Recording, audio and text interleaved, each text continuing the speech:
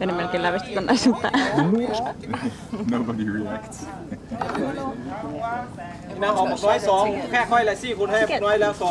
No niin, nyt tämmösen kamalan torakkävän jälkeen me vihdoin päästiin tähän veneeseen, jolla me lähdetään pois. Ja muutaman kerran meinannut keikata ympäri tässä ehkä. Ja vieläkin keikkuu siihen malliin, että ei oo kauhean turvallinen olo. Itse selviin, mutta mä pelottaa, kun toi laukku ei osaa oikein uida. Ettei se tuolta kippaa mihinkään.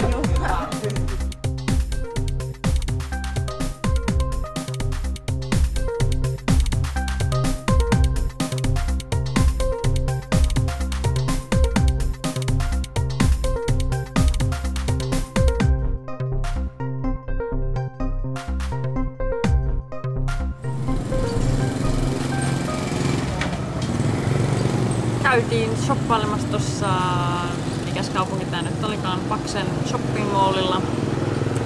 Eli ei ostettu mitään, vaan käytiin kävelemään se läpi.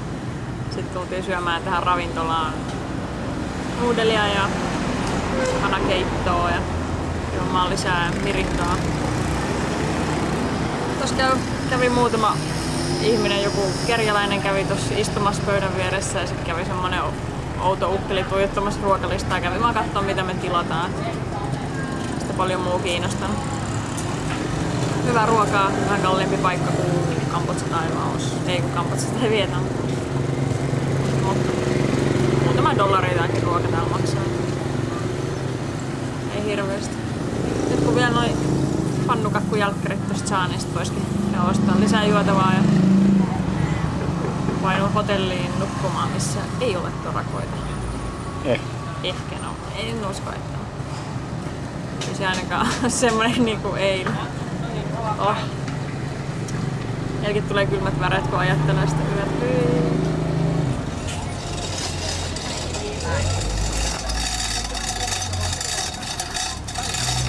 Bussi jätti meidät tähän satamaan, mistä pitäisi päästä joko tuolla lautalla tai sitten veneellä sinne temppelialueelle, mistä me otetaan, tai ei, lähelle temppelialueelle, mistä me otetaan vielä tuttu.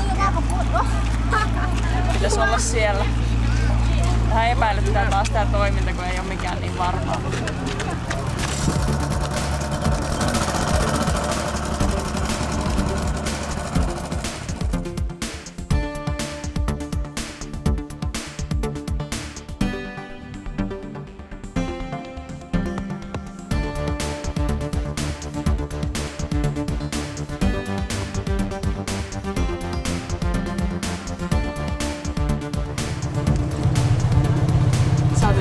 Täysin ympäripariskunnan mukaan, ei tiedä mitään tästä matkasta ja kuski yritti pyytää ylihintaa ja kanssaita.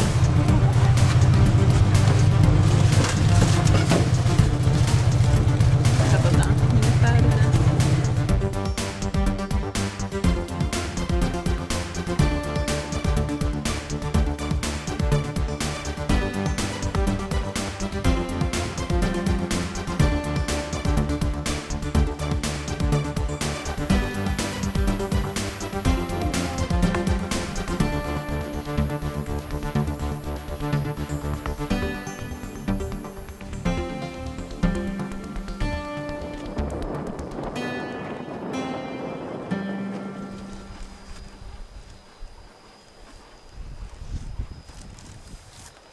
Täällä sitä Peenisvuoren kupeessa nyt ihmetellään, mikäli on Wat Po-temppeli, raunioita Sampasaki provinssissa Laosissa. Temppeli on tuhansia vuosia vanha, eikä se vieläkään ole valmis. Siinä sitä edelleen tekee. Laosissa tuntuu ihmiset olevan aika rentoja ja työmoraali ja tahti näyttää olevan ihan yhtä rentoa. Mut hiljaa hyvää tulee, hyvän näköinen tää paikka on. Ja tulla katsomaan sitten uudestaan, kun se joku päivä valmistuu. Niin. Nyt ei voi auttaa Dr. Jonesia saamalla Sivalinga Sacred Stonesia, koska Sivalinga temppeli on tuossa, mutta tonne on maalattu joku no entry -kyltti. Niin Pitää varmaan kiertää tuolta metsän puolelta sinne. Onneksi tässä sentään tämmöiset hienot kiviportaat jonnekin tonne metsään, että pääsisi jossain pyörimään, että saa parituntisen tapettua. Sentään jotain rahaa edestä. Ihan ilmainen retki ollutkaan. Näitä katsoa mitä tuolla ylhäällä on. Jos sieltä vaikka joku apino löytyy.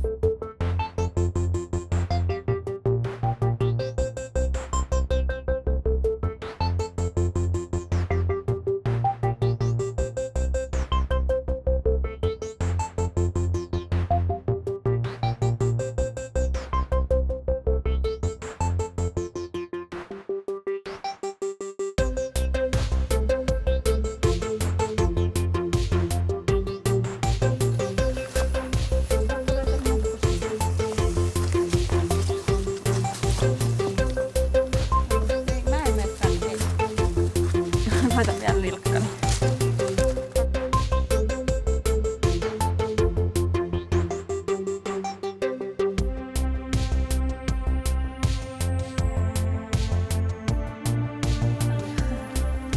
Laita käsi siihen, näkee sitä.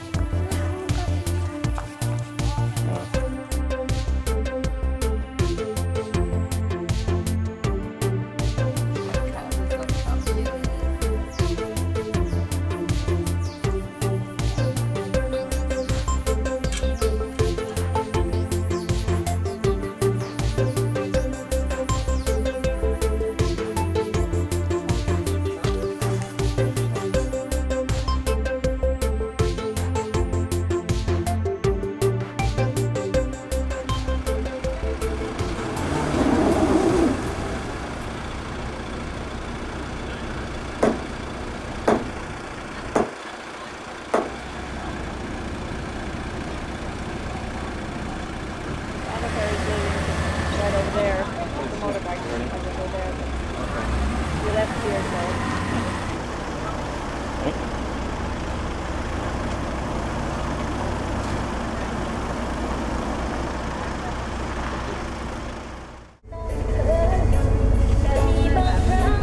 Bussiin päästiin matkalla Vientianeen.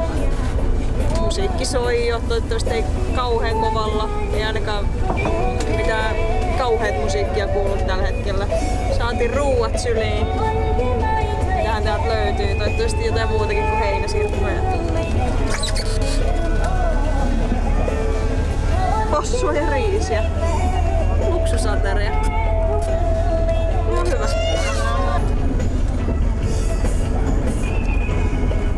Ai ees, kylmähän tää on.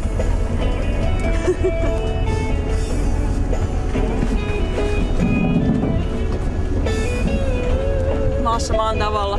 Täällä ei ole niin väliksi, vaikka ruoka on kylmääkin, koska on epäkohteliasta syödä kuumaa ruokaa, koska se on liian innokasta, potkimista.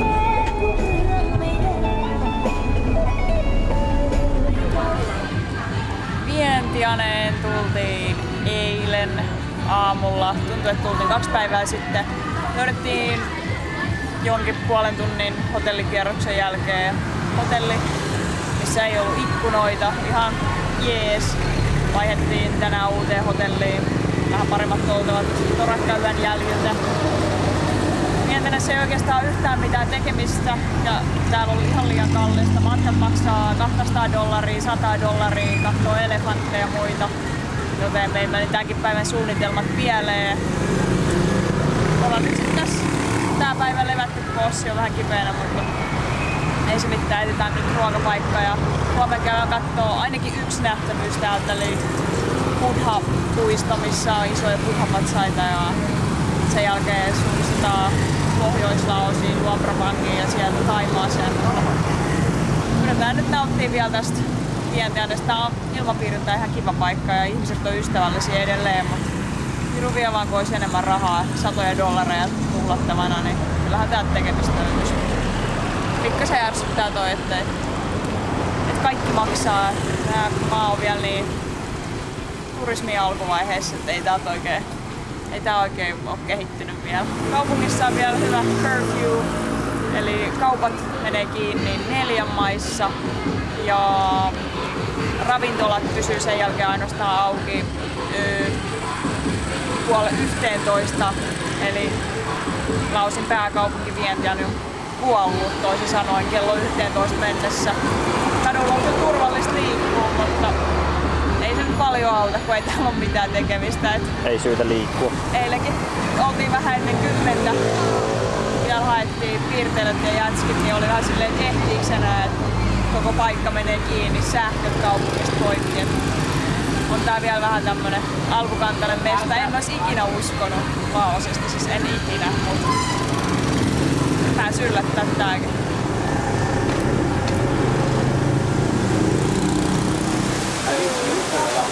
Käytiin hakee intialaisesta ruuat. Eihän niistä täyteen tullut. Istutaan nyt pizzeriassa toisen iltapalan luona.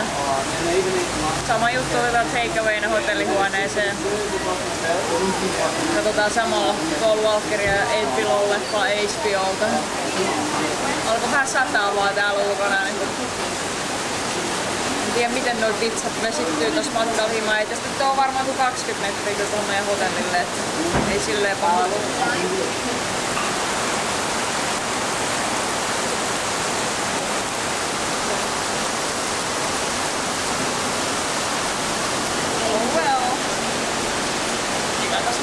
Kiivasta. Mä juoksen sinne hotellille asti sitten. Ihan kovaa. I would.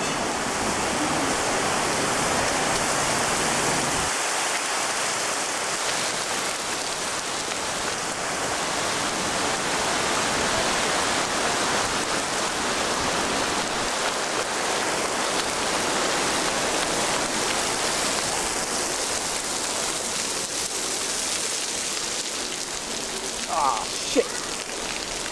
Oh.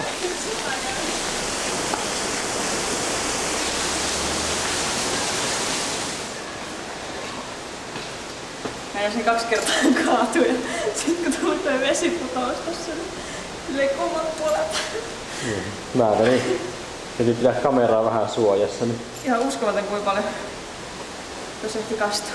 Sitten pitää ruveta kuivamaan. Anna mulle se. No siis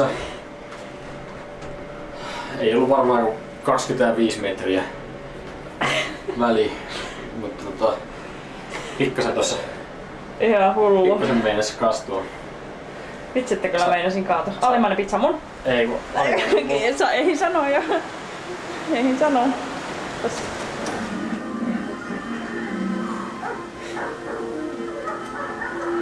Mun paita roikkuu päällä tälle kaula-aukko. Mä oon kuivunut näin kasvaan. En ole. Mä kiellän. I refuse to believe. Kiellän itseäni olemasta. En mä oo kuihtunut 2 kuukaudessa näin paljon. Kuin? This is bullshit. Ollaan menossa kattoo patoksaita. Joku, en mä tiedä liittyykö se mitenkään potoksiin, mutta mikäli tommonen Laosin riemukaari tulee kyllä. Ei pääse. Okei. Ei menty käsitä siinä. Tää oli empashoppu. Jenki. Oho. Yritettiin sitten kävellä Amerikan suurlähetystä, ei päästy sisään. Mut siis oltiin menossa katsomaan Patoksai-nimistä riemukaarimonumenttia täällä tossa Laosin keskustan pohjoiskulmalla. Sen verran historiasta tuli luettua, että jenkit antoi laosilaisille sementtiä, että ne voi tehdä uuden kiitoradan lentokentälle. Mutta laosialaiset sitten päättivät sen kiitoradan sijaan tehdäkin tämmösen riemukaaren keskelle kaupunkia tai tuonne kaupungin laidalle. Että en tiedä miksi näin, mutta käydään nyt kattoo sitä. Me nähtiin se aikaisemmin kun tänne tultiin, niin tuossa tuk-tukin kyydissä ja näytti ihan kivalle, niin siellä kai pääsee päälle kiipeämään ja näkemään hienot laosilaiset maisemat. Edessä siitä joku potoksi Patuksain monumentti. Ja kun oltais Transkaupunki.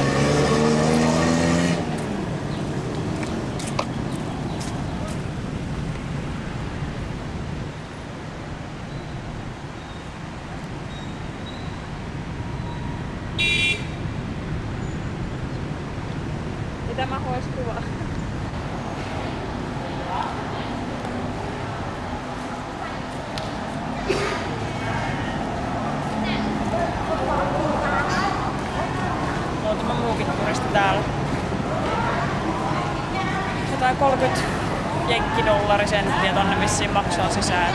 Pääsee kiipeä vähän ylemmäs. En mä nyt tiedä.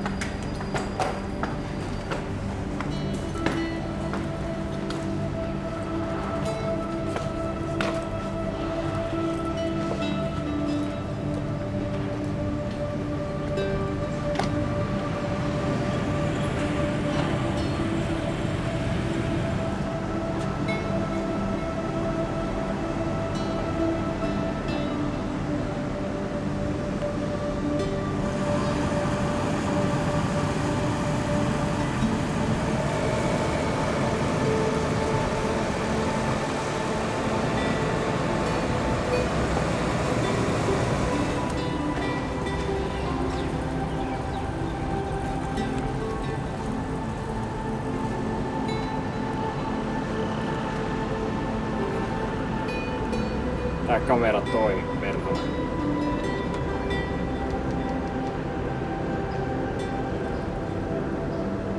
Toimi.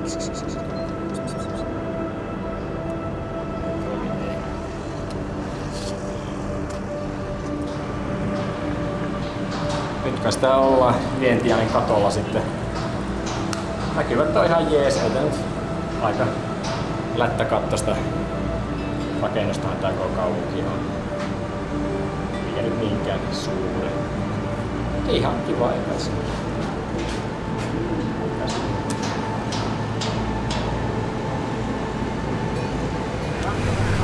Mistä sitten väännettiin kättä, ollaan tässä Talat Sao Marketin kulmilla.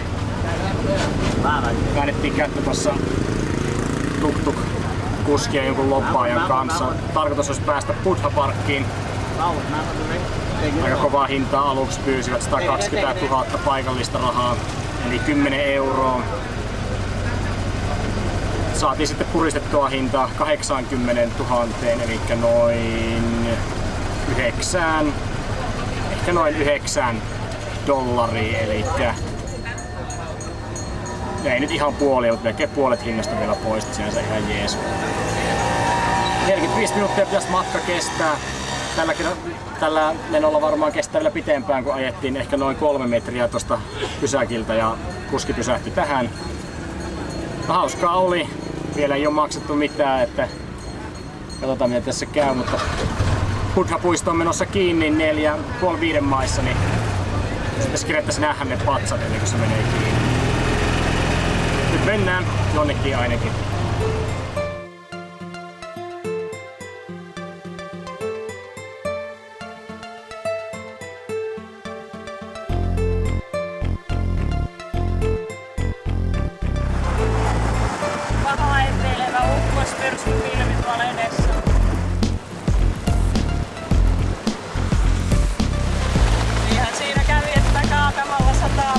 Suoraan. Puski on varmaan ihan läpimärkä. Tästä on ihan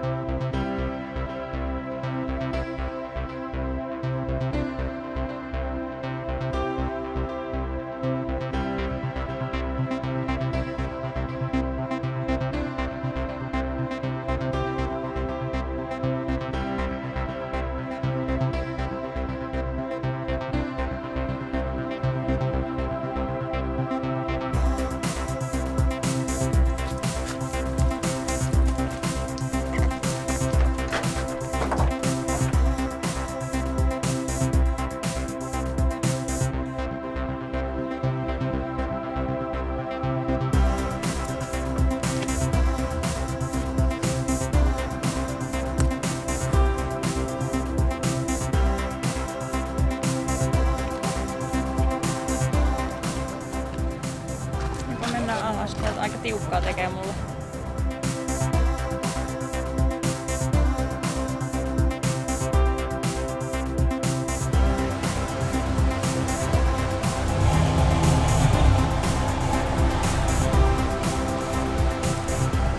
Oho, tässä odotellaan vielä. Hotellin luo näytös ja kuljetus tulisi hakemaan meidät bussille, niin lähdetään Luangrapangu.